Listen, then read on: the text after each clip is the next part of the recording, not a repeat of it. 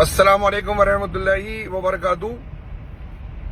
میرے پیر و مرشد حضرت علامہ مولانا ابو البلال مولانا الیاس قادری دامت برکاتہم عالی نے فرمایا تھا ایک بیان میں کہ جو کرنے کے کام ہے اس میں لگ جاؤ، ورنہ نہ کرنے کے کاموں میں لگ جاؤ گے۔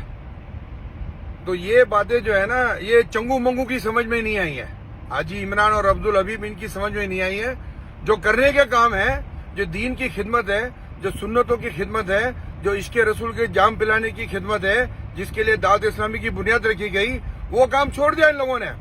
اب ان کا کام ہے چندے جمع کرنا، ان کا کام ہے زکاتوں کا ہیر پھیر کرنا، ان کا کام ہے صدقہ خیرات کو ہیلا بہانہ کر کے اپنے مصرف میں لے کے آنا۔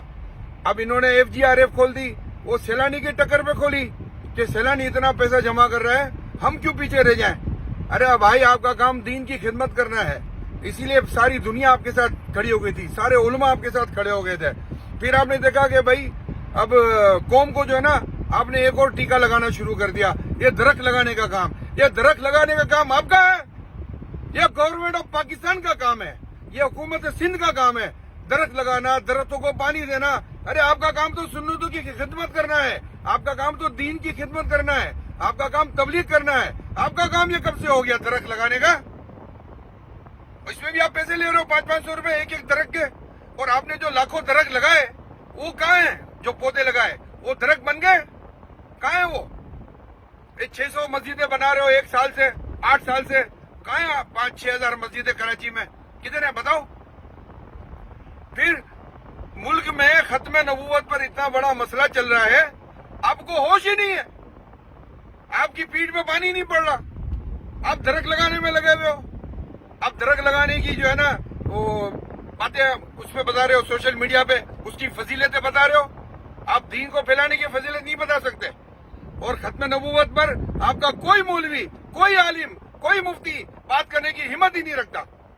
آپ غلام رسول سے بات کرا رہے ہو، ایک کارٹون سے بات کرا رہے ہو، میرے پیارے نبی کی شان اپنے کارٹون سے کروا رہے ہو۔ تو آپ نے اعلیٰ حضرت کا جو ڈنڈورا پیٹا ہے، اعلیٰ حضرت تو فرماتے ہیں کہ زمین و زمان تمہارے لیے، مکین و مکان تمہارے لیے، چنی نہ چنا تمہارے لیے، بنے دو جہاں تمہارے لیے، بدن میں ہے جہاں تمہارے لیے، ذہن میں زبان تمہارے لیے، ہم آئے یہاں تمہارے لیے، اٹھے بھی وہاں تمہارے لیے۔ تو تمہارے منہ میں زبان نہیں ہے کہ تم آقا کی شان اور ختم نبوت پر بات کر سکو؟ تم غلام رسول سے بات کرا رہے ہو۔ یہ اتنی میرے آقا کی شان ہے تمہاری نظر میں کہ کارٹون تم میرے نبی کی شان میں ختم نبوت میں بات کرے اور تم نہیں بات کر سکتے ہو؟ تو زبان تمہاری کس کام کی ہے؟ کاٹ کے پھینک دو اس زبان کو۔